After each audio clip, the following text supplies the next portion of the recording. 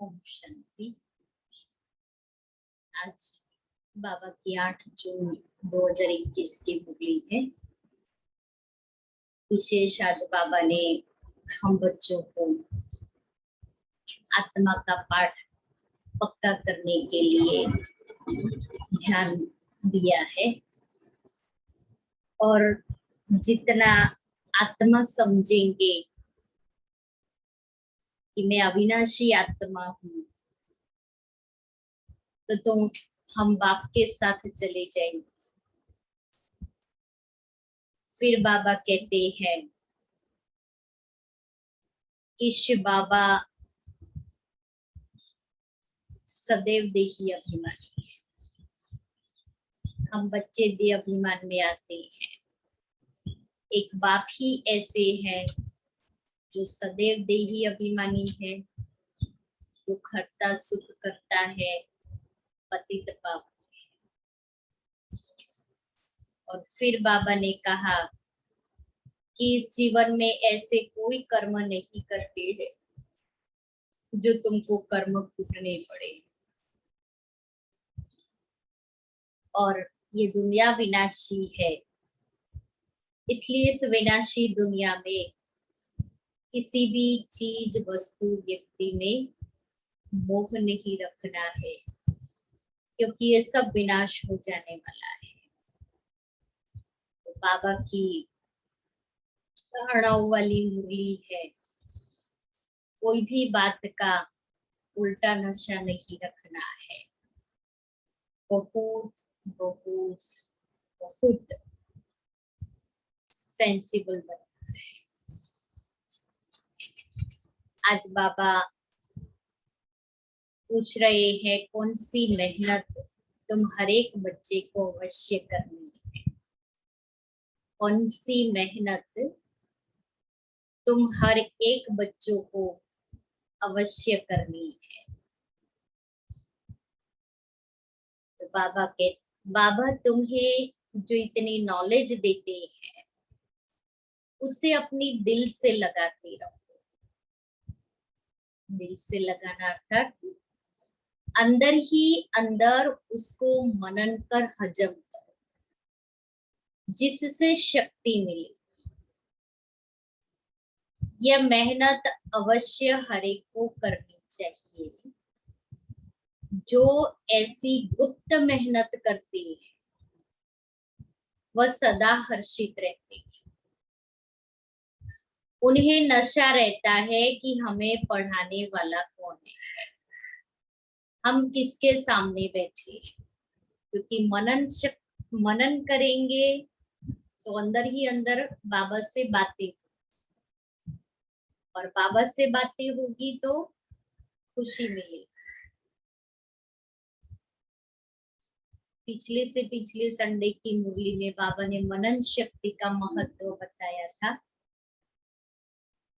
तो मनन शक्ति को यूज करें, क्योंकि जैसे गाय भी घास खाती है फिर उसको उगाती है, तो घास खाया फिर सारा दिन उसको उगाती रहती। तो ऐसे ही हम भी ये ज्ञान घास खाते हैं, तो उसको उगारना है, अर्थात मनन चिंतन करना है। जब मनन चिंतन करेंगे तब वो हजम होगा। खाना भी जैसे खाते हैं, अगर वो खाना भी खाते हजम नहीं हुआ तो ताकत नहीं मिलती शरीर को। ऐसे ही ये ज्ञान का भोजन हम लेते हैं, अगर उसको मनन चिंतन नहीं किया, हजम नहीं किया, तो उससे आत्मा को ताकत नहीं मिलती। इसलिए हर एक को ये अवश्य मेहनत करनी है मनन चिंतन, कि इस ज्ञान को दिल से अपना बनाए। मीठे सेंसिबल बच्चे सदा याद रखो कि हम अविनाशी आत्मा है। हमें अब बाप के साथ पहले तबके में जाना है। पहला तबका माना फर्स्ट फ्लोर। फर्स्ट फ्लोर कौन सा? मूल वतन। तो हमें पहले बाबा के साथ मूल वतन में जाना है। ओम शांति। ये किसने कहा? ओम शांति किसने कहा? 2 बार कहते हैं ओम शांति, ओम शांति। एक शिव बाबा ने कहा, एक ब्रह्मा बाबा ने। या बाप दादा दोनों इकट्ठे,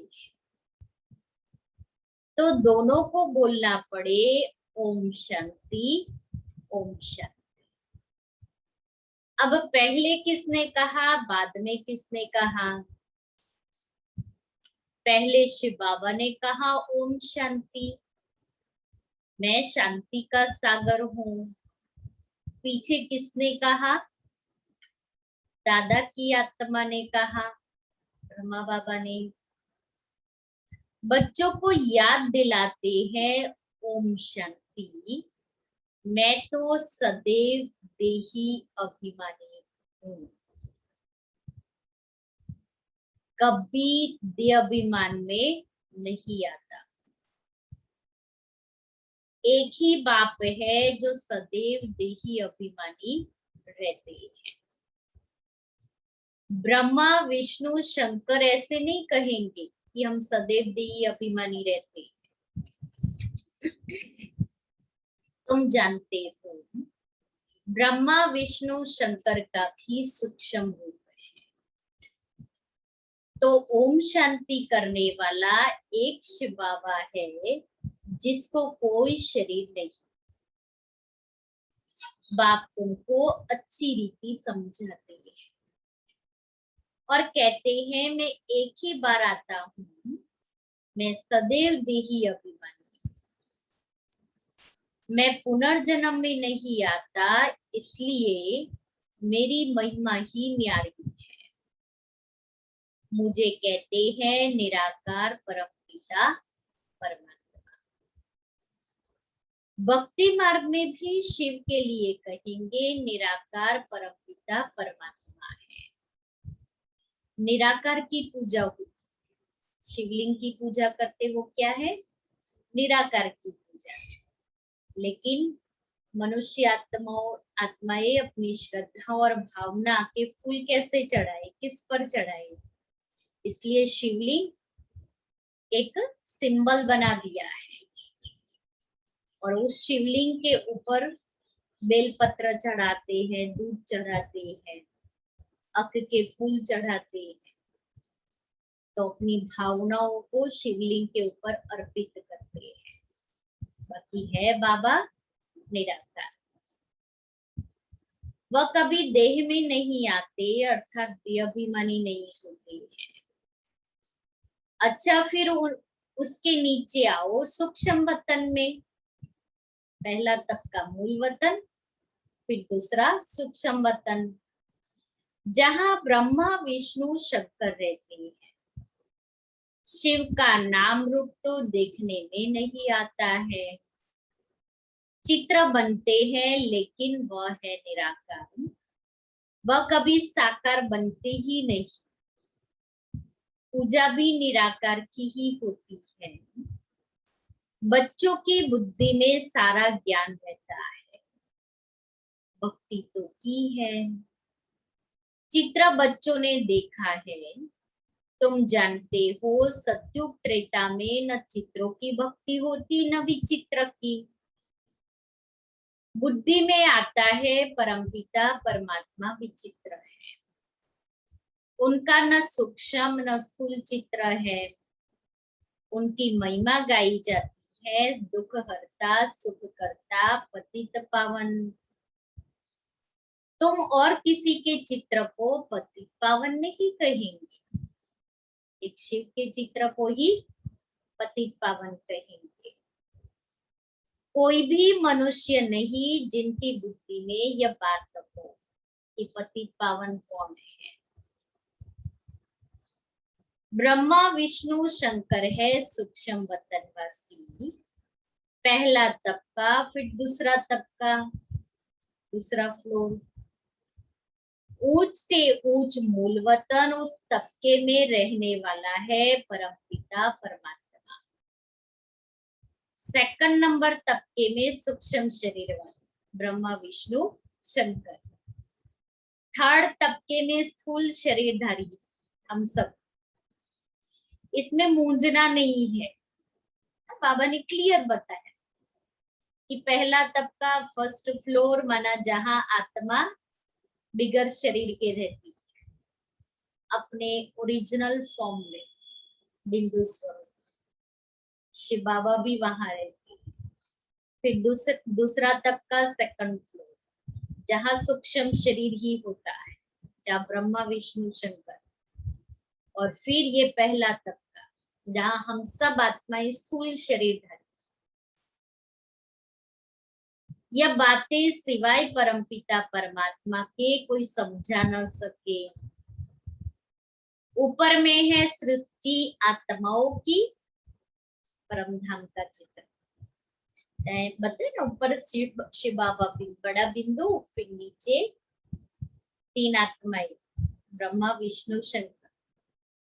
उसके बाद फिर दो आत्माएं लक्ष्मी नारायण। उसके बाद में फिर सब आत्माएं। फिर ऐसे पाँव में एक एक एक आत्मा। फिर उसके नीचे तो एक एक धर्म पिता है। फिर उसके नीचे उस धर्म की आत्मा है। आत्मा बिंदु बिंदु चमकती बिंदु दिखा है परम धाम का वो चित्र।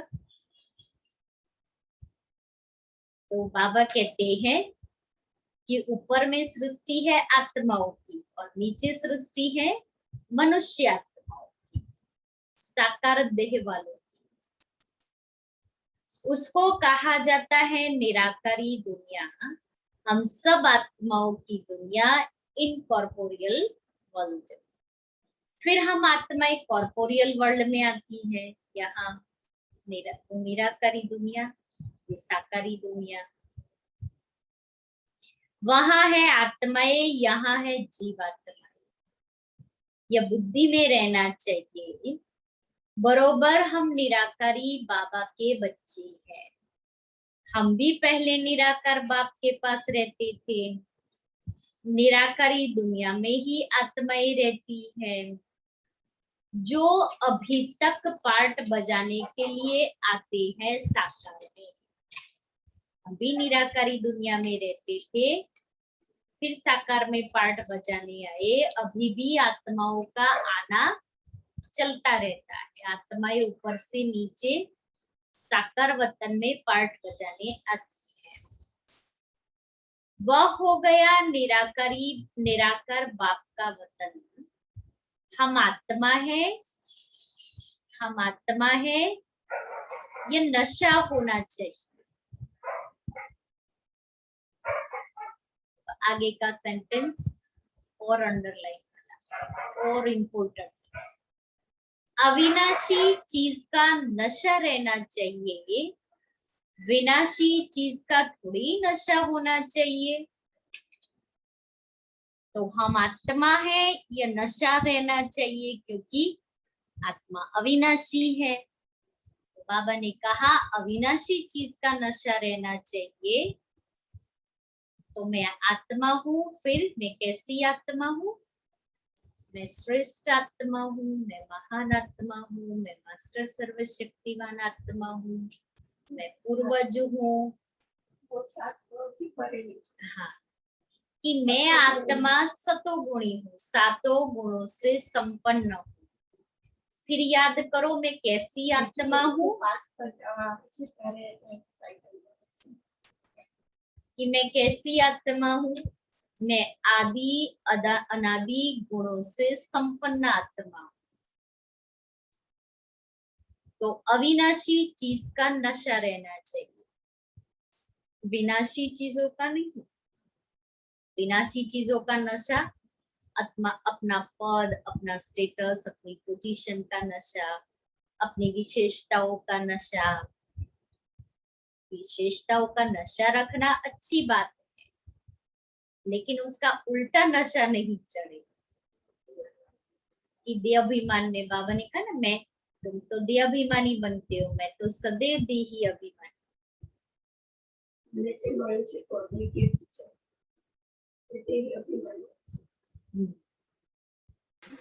देह के नशे वाले को देह अभिमानी कहा जाता है।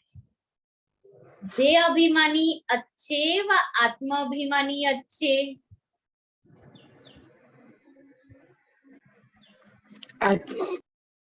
हाँ, आत्माभिमानी।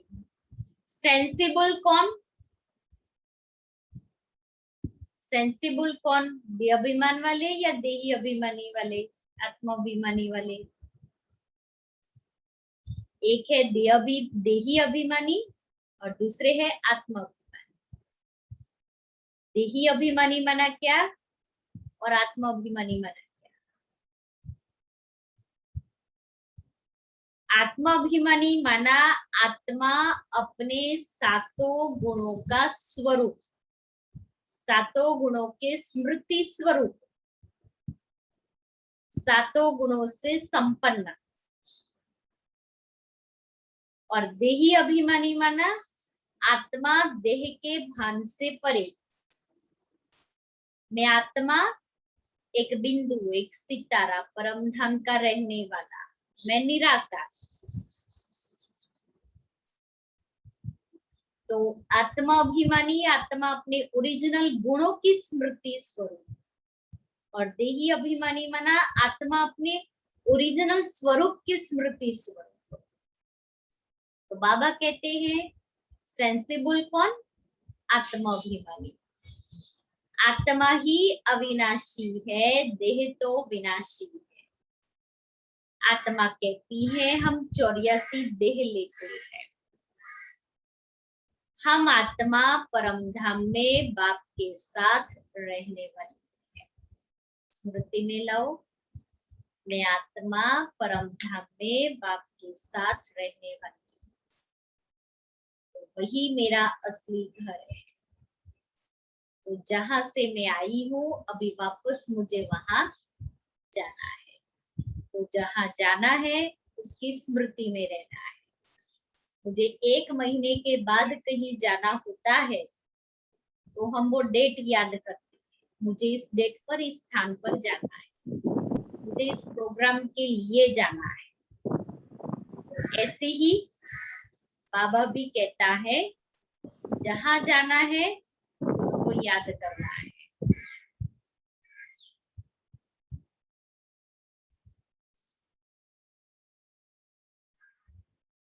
हम आत्मा परम धाम में बाप के साथ रहने वाली है, वहां से आते हैं यहाँ पार्ट बजाने। आत्मा कहती है ओ बाबा, साकारी सृष्टि में है साकारी बाबा, निराकारी सृष्टि में निराकारी बाबा। देखो हम कितने लकी है, जब हम परम धाम में जाते हैं निराकारी बाबा का साथ है, और साकारी दुनिया में ब्रह्मा बाबा का साथ है। यह तो बिल्कुल सहज बात है। अब ब्रह्मा को कहते हैं प्रजापिता ब्रह्मा। सो तो यहाँ ठहराना, वहां हम आत्माएं एक सब एक बाप के बच्चे ब्रदर्स हैं। बाप शिव के साथ रहने वाले हैं। परमात्मा का नाम है शिव, आत्मा का नाम है शालिका। आत्मा का भी रचयिता चाहिए ना, दिल में हमेशा बातें करते रहो। जो ज्ञान मिला है, जो ज्ञान मिला है वो अपने दिल से लगाने के लिए मेहनत करनी है। जो चीज मुझे अच्छी लगती है तो हम क्या करते हैं, वो चीज ले लेते हैं, है ना, अपनी बना लेते हैं। कोई कहे भले ये यहाँ ही पड़ी है आप यूज कर सकते हो, तो भी हम क्या करते हैं, नहीं नहीं मेरी चीज मेरे पास रहे वो अच्छा है, हम खरीद कर लेते हैं।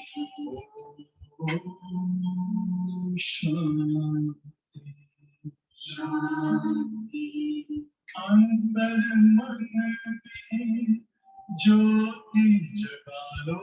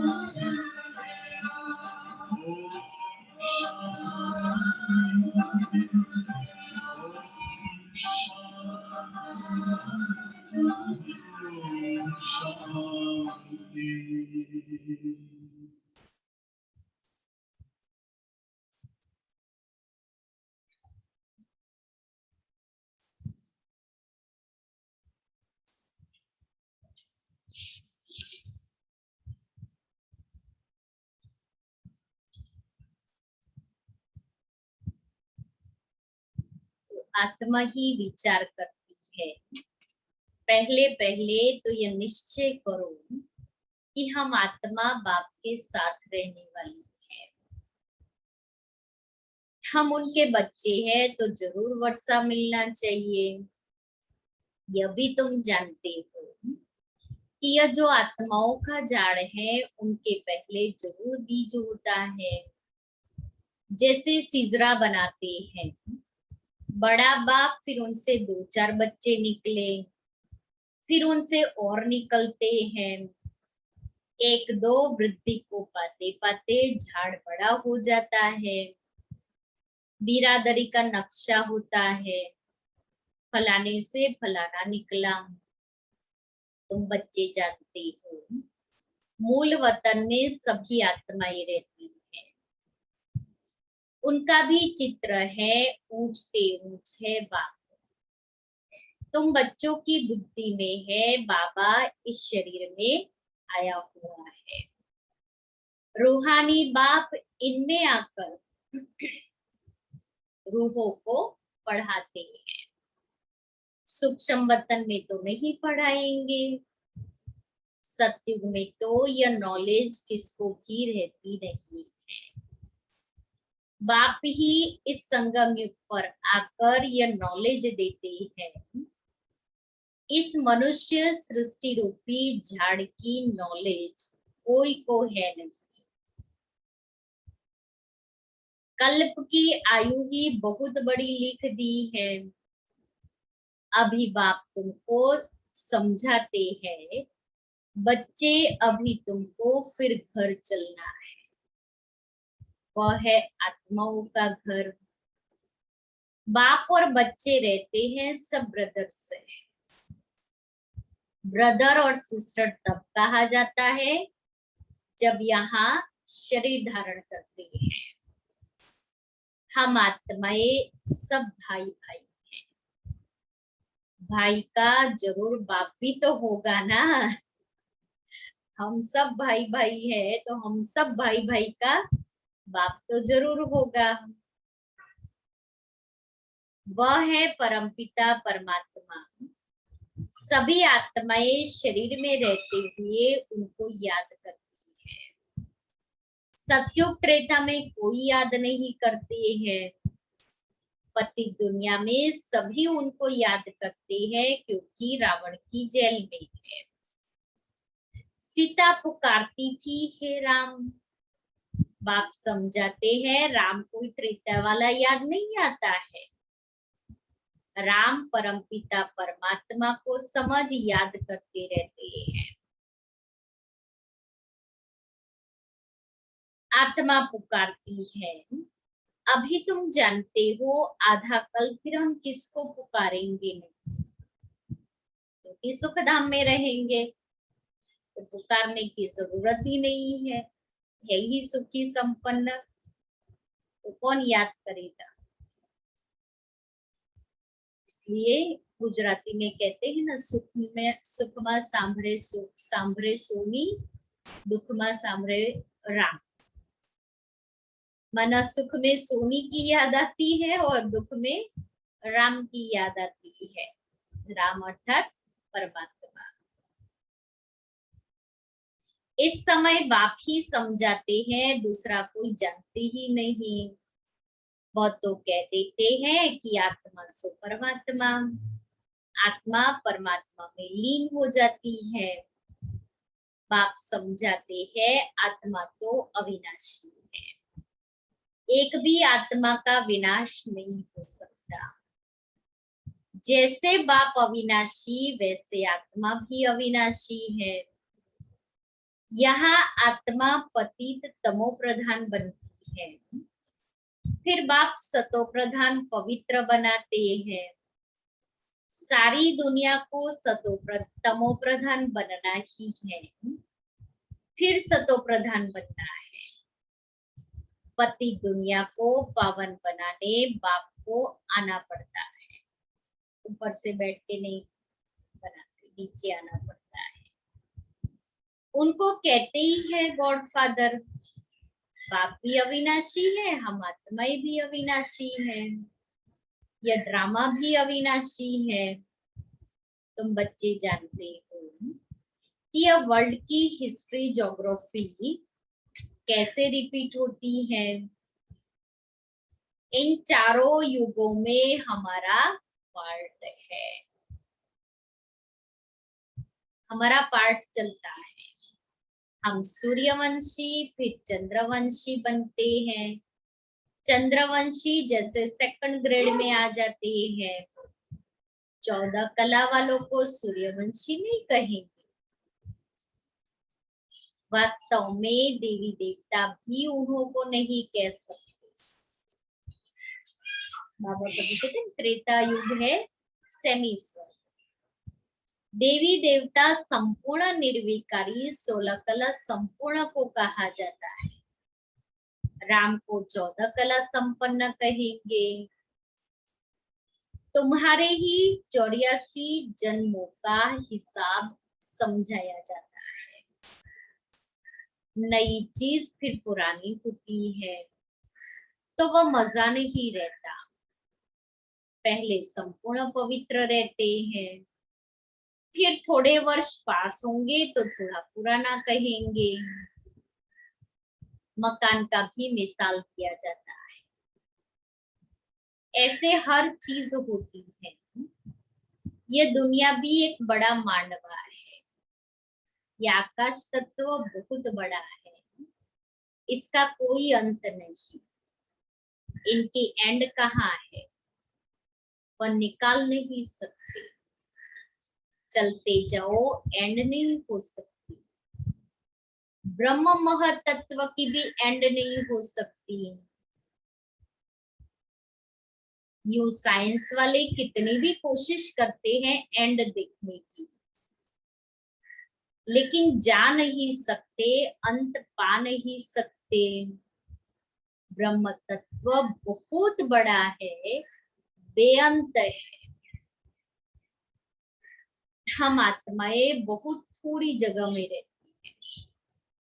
परम धाम में बिंदी बिंदी को कितनी जगह चाहिए? ज्यादा जगह नहीं चाहिए। इसलिए हमारी ऑलराउंडर दादी थी ना, ये देहली पांडव की बात है कि जब भाई बहन ज्यादा आ जाते थे तो बैठने के लिए जगह कम पड़ती थी। तो दादी कहती थी, ऑलराउंडर दादी कहती थी, बिंदी बिंदी बन जा। तो बिंदी को जगह नहीं चाहिए ज्यादा, अर्थात ऐसे ऐसे बैठ जाओ जो कम जगह रोके। बाबा भी कहता है बिंदी बन जाना है। बिंदी को कितनी छोटी होती है बिंदी तो हम आत्माएं तो बहुत थोड़ी जगह में रहती हैं। यहाँ बिल्डिंग आदि कितनी बड़ी बड़ी बनाती है। स्पेशल धरती की बहुत स्पेस धरती की बहुत बड़ी है। खेती आदि भी तो चाहिए ना, वहां तो सिर्फ आत्माएं रहती है। आत्मा शरीर बिगर कैसे खाएगी? वहां तो अभोक्ता है। परम धाम में आत्मा अभोक्ता है। खाने व भोगने आदि की कोई चीज होती नहीं परम धाम में। बाप समझाते हैं यह ज्ञान तुम बच्चों को एक ही बार मिलता है, फिर कल्प बाद तुम बच्चों को दिया जाता है। तो यह नशा होना चाहिए। हम देवता धर्म वाले थे। तुम कहते हो बाबा आज से 5000 वर्ष पहले हम आपके पास आए थे, शूद्र से ब्राह्मण बने, अब फिर हम आपके पास आए हैं। वह निराकार होने के कारण तुम कहेंगे दादा के पास आए हैं। बाप ने इसमें प्रवेश किया है। बाप कहते हैं जैसे तुम ऑर्गन्स ले पार्ट बजाते हो, वैसे ही मैं भी ऑर्गन्स का आधार लेता, इस ऑर्गन्स का आधार लेता। नहीं तो मैं पार्ट कैसे बजाऊं? शिव जयंती भी मनाते हैं। शिव तो निराकार है, उनकी जयंती कैसे? मनुष्य तो एक शरीर छोड़ दूसरा लेते हैं। बाप कहते हैं मैं कैसे आकर तुम बच्चों को राजयोग सिखाऊं? मनुष्य से देवता बनाने के लिए राजयोग बाप ही आकर सिखाते हैं।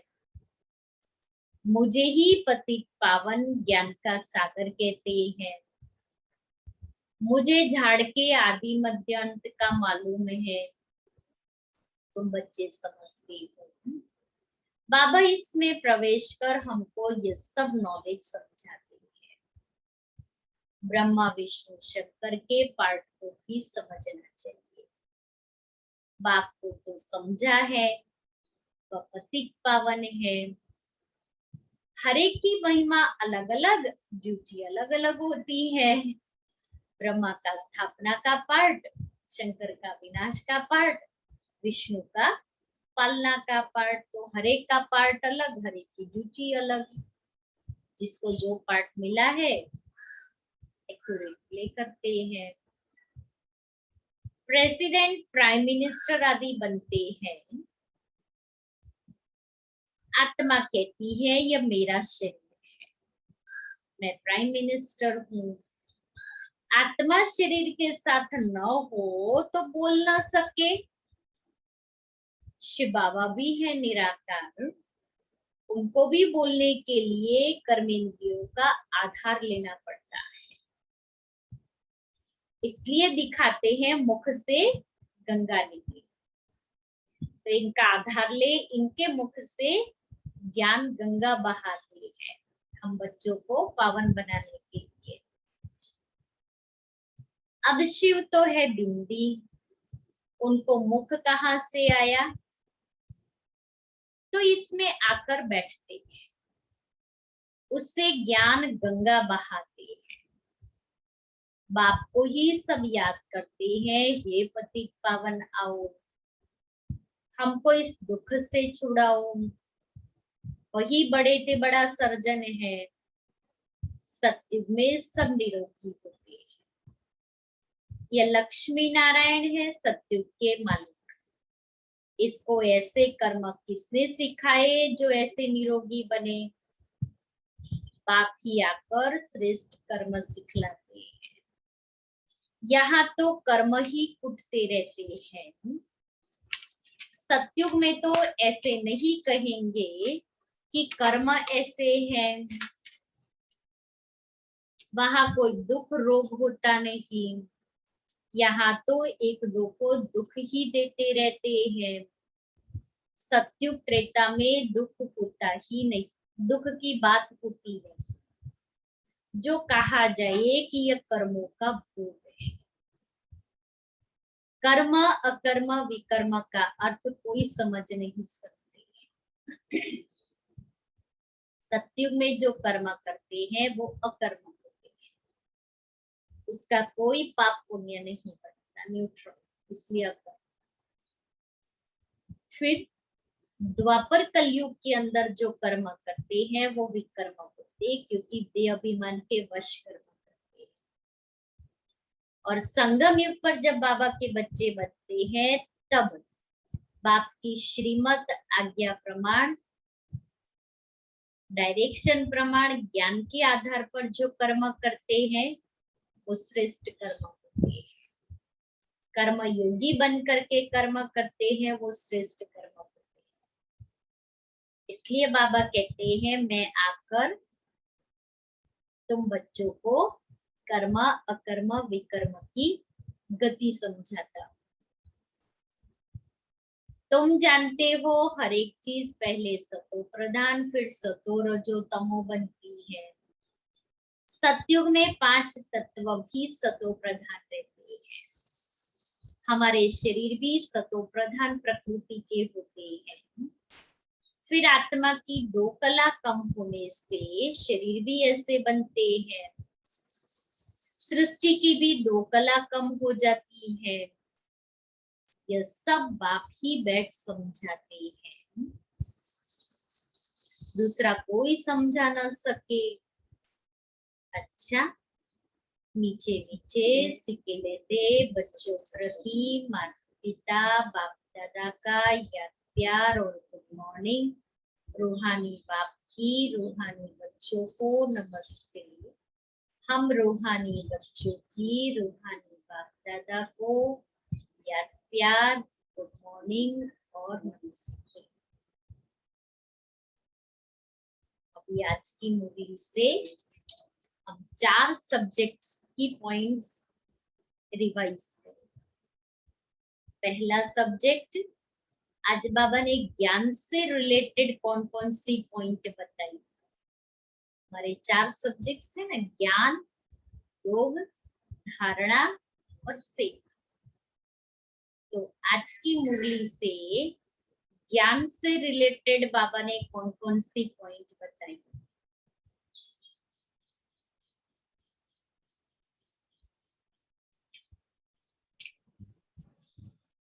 आत्मा का ड्रामा का ज्ञान मिला, आत्मा का परमात्मा का ड्रामा।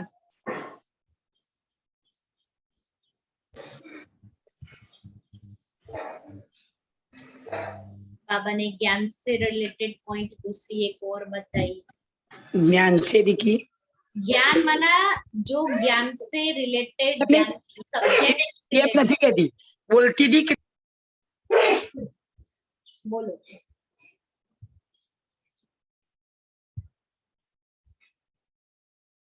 बाबा ने कहा 3 तबके। पहला तबका फर्स्ट फ्लोर जहां हमें जाना है, फिर दूसरा सूक्ष्म वतन, ब्रह्मा विष्णु शंकर रहते हैं। तीसरा तबका जहां हम मनुष्य स्थूल शरीरधारी रहते हैं। तो ये ज्ञान की पॉइंट है। फिर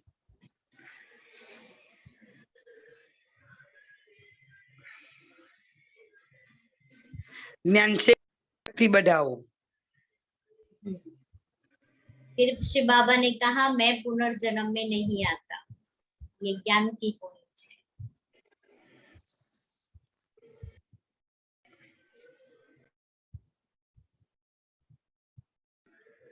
बस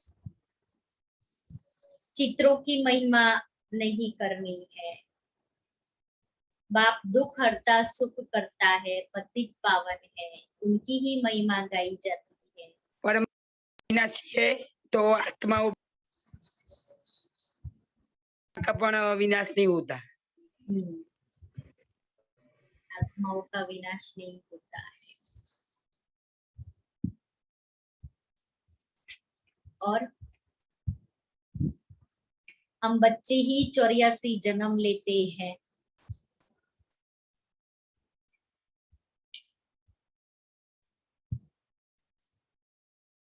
फिर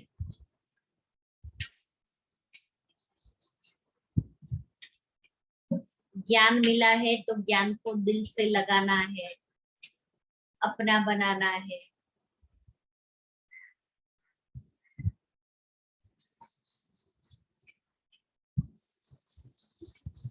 और ज्ञान की पॉइंट, जो बाप रूहानी नॉलेज देते हैं ये किसी में भी नहीं है। ऊंच से ऊंच बाप है, रूहानी बाप इस साकार में आकर के समझाते हैं।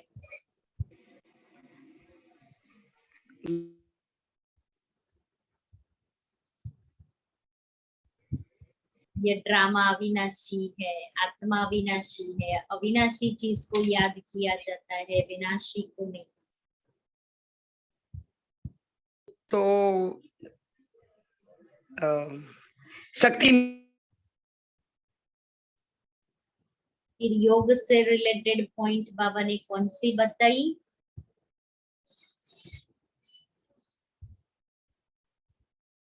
तुम बच्चों को अपने को आत्मा समझना है, बाप को याद करना है।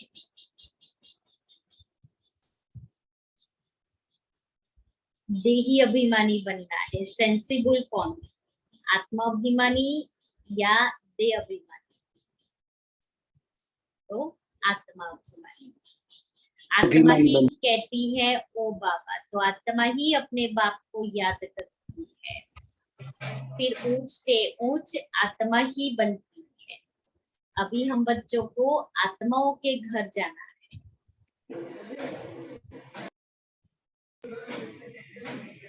आत्मा को सतो प्रधान पवित्र बनाना है।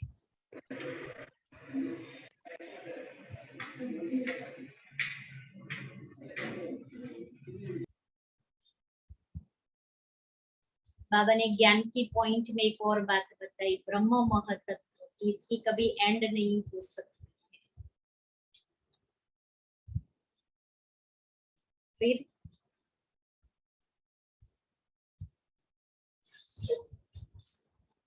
याद से रिलेटेड, योग की सब्जेक्ट से रिलेटेड, आत्मा को ही संपूर्ण पवित्र बनाना है। मैं आत्मा शरीर के साथ कुछ नहीं बोल सकती है। आत्मा तो निराकार है जो उस परमात्मा के साथ रहती है परम धाम में। फिर धारणा की सब्जेक्ट से रिलेटेड, इस ज्ञान को दिल से मनन करते, दिल से लगाओ, तो मनन करने से हजम होगा, और हजम होगा तो शक्ति मिलेगी। बाप हम बच्चों को पढ़ाने के लिए आए हैं। तो ये सदैव नशा रखो कि हमको पढ़ाने वाला कौन है। ये याद की सब्जेक्ट में आएगा कि हमको पढ़ाने वाला कौन है। गुप्त मेहनत करो, याद की गुप्त मेहनत, मनन चिंतन करने की गुप्त मेहनत करो तो सदा हर्षित रहिए। और सेवा से रिलेटेड, सेवा से रिलेटेड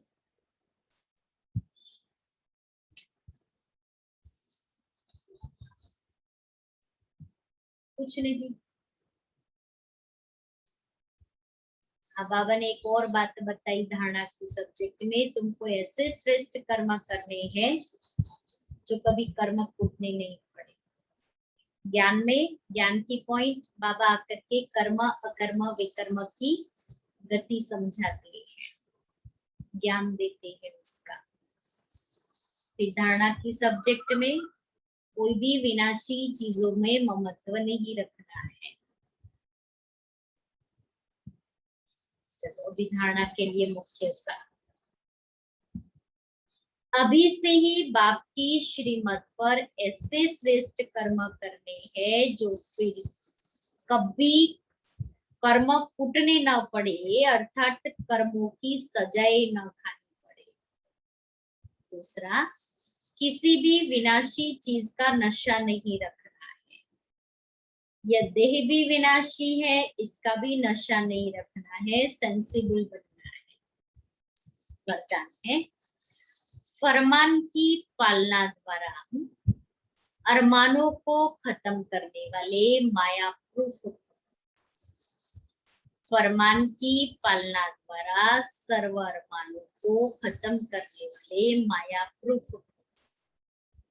अमृत वेले से लेकर रात तक दिनचर्या में जो भी फरमान मिले हुए हैं, उसी प्रमाण अपनी वृत्ति, दृष्टि, संकल्प, स्मृति, सर्विस और संबंध को चेक करें। जो हर संकल्प, हर कदम फरमान को पालन करते हैं, उनके सब अरमान खत्म हो जाते हैं।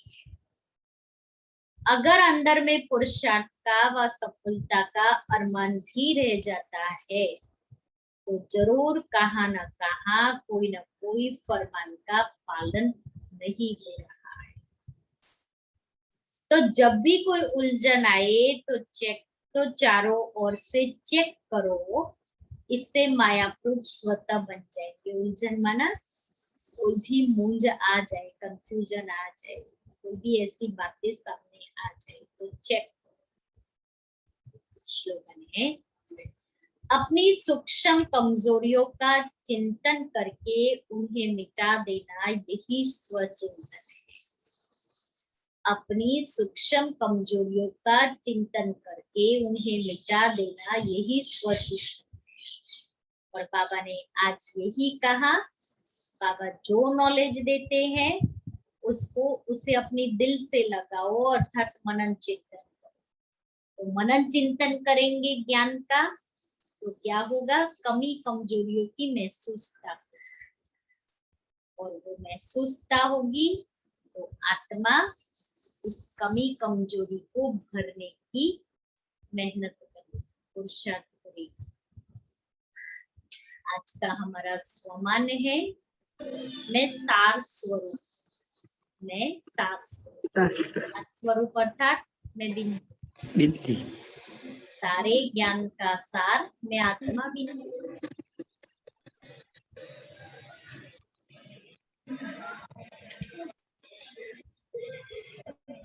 तू मैं साथ हूँ, मैं सार स्वरूप हूँ।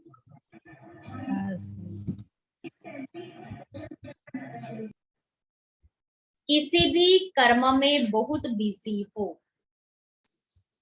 मन बुद्धि कर्म के संबंध में लगी हुई है, लेकिन डायरेक्शन मिले फुल स्टॉप, तो फुल स्टॉप लगा सकते हो कि कर्म के संकल्प चलते रहेंगे। और टू मच बिजी है हमारी बुद्धि और मन और बुद्धि, और सेकंड में बाबा हमें कहे फुल स्टॉप लगाओ। तो हम लगा सकते हैं, या जिस कर्म में हम बिजी थे उसके संकल्प चल रहे हैं, यह करना है या नहीं करना है, ये ऐसे है या वैसे है, तो ये प्रैक्टिस 1 सेकंड के लिए भी करो, लेकिन अभ्यास करते जाओ, क्योंकि अंतिम सर्टिफिकेट 1 सेकंड के फुल स्टॉप लगाने पर ही मिल रहा है। सेकंड में विस्तार में को संभालो, सार स्वरूप बन जाओ। सेकंड में विस्तार को संभालो, सार स्वरूप बन जाओ। तो आज सारा दिन क्या करेंगे हम अपने को चेक करेंगे। आज मनन चिंतन के लिए बाबा ने कहा ना मुरली में, तो मैं घड़ी घड़ी अभ्यास करूं, मैं सेकंड में फुल स्टॉप लगा सकती हूँ, मैं टू मच बिजी हूँ। चलो आत्मा परम धाम चले जाओ, चलो आत्मा फरिश्ता बन जाओ, चलो आत्मा देवताई स्वरूप का। सेकंड में फुल स्टॉप लगता है। आज सुबह क्लास के पहले का जो योग होता है ना, उसमें यही ड्रिल रखी थी, सेकंड में फुल स्टॉप लगाने। तो वो सेकंड में फुल स्टॉप बाबा ने इसमें कहा कि बार बार इसका अभ्यास करो। तो सारे दिन में हम आज ये होमवर्क करेंगे कि मेरा सेकंड में फुल स्टॉप लगता है, जैसे गाड़ी को ब्रेक लगाओ और गाड़ी वहां ही रुक जाती है, तो यहाँ भी चल रहा है। मैं सेकंड में फुल स्टॉप करूँ तो फुल स्टॉप हो जाता है, गाड़ी यहाँ की गाड़ी को ब्रेक लगती है, या मैं ब्रेक लगाऊं फुल स्टॉप का और फिर 2-4 सेकंड या आधी मिनट के बाद ब्रेक लगे, संकल्प को समेटते समेटते हम अपने को चेक करें। आज सारा जैसे व्हीकल में पावर ब्रेक होती है, ब्रेक लगाई गाड़ी वहां ही स्टॉप, इतनी भी आगे नहीं जाएगी। जब गाड़ी को पावर ब्रेक से स्टॉप कर सकते हैं, तो यहाँ विचारों को हम ब्रेक कर सकते हैं, संकल्पों को हम फुल स्टॉप कर सकते हैं। मन को ये हम चेक करेंगे आज सारा। मम्मा के जीवन की मुख्य धारणा, मम्मा सिर पर ज्ञान अमृत का कलश धारण कर अनेक सेवाओं के निमित्त बने। मम्मा ज्ञान ज्ञानेश्वरी, भविष्य की राजराजेश्वरी, तो मम्मा ज्ञान की देवी सरस्वती बनी, तो ज्ञान अमृत कलश धारण किया मम्मा ने। लेकिन उनके मुख से कभी यह शब्द नहीं निकला कि यह सेवा मैंने की। सदा कहती पिता प्रसाद, माना ये पिता का प्रसाद है जो बांट रहे हैं, हमारा कुछ नहीं है। बाप से मिला हुआ सुना रही हूँ, उनकी वाणी में नम्रता, मधुरता, सच्चाई झलक। मम्मा के समान हमें भी अपने मन में किसी के लिए भी ग्लानि नहीं रखनी है, कभी कड़वे बोल नहीं बोलने हैं, अभिमान में नहीं आना है। इसलिए मम्मा मम्मा बनिए, हमें भी मम्मा के समान बनना है। तो ये हमारे जीवन की धारणाएं हो।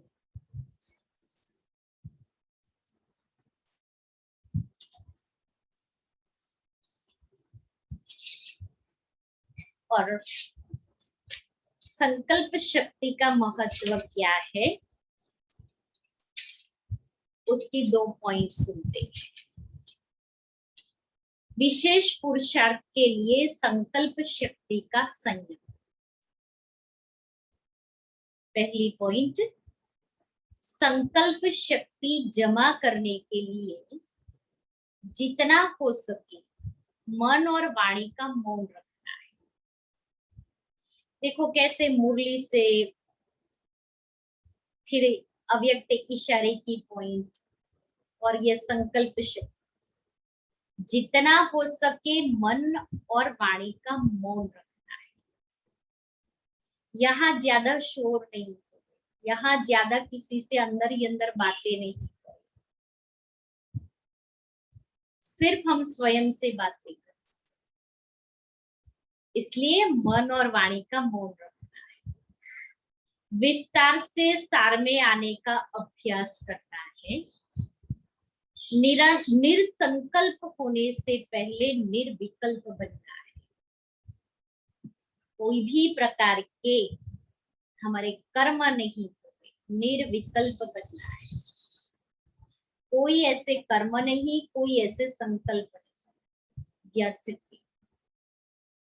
व्यर्थ संकल्प मन में फ्लड की तरह आते हैं। फ्लड माना बाढ़ की तरह। बाढ़ कैसे आती है? तो यहाँ भी व्यर्थ संकल्पों की बाढ़ आ जाती है।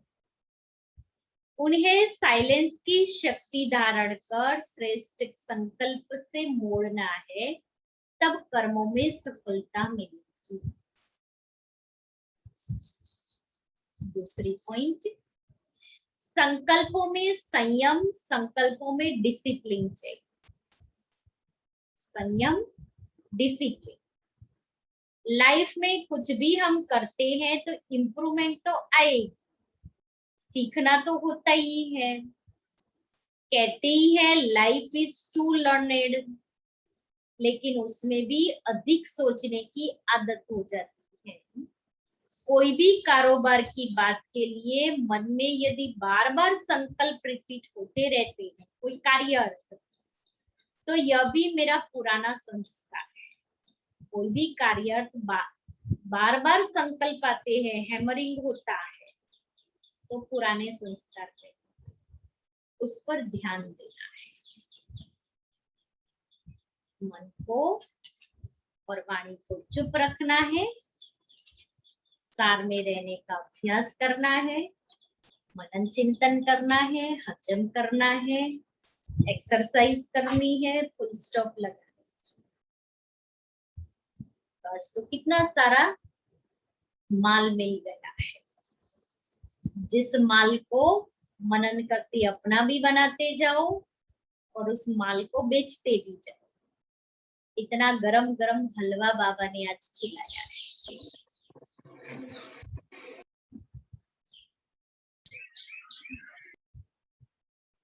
अच्छा।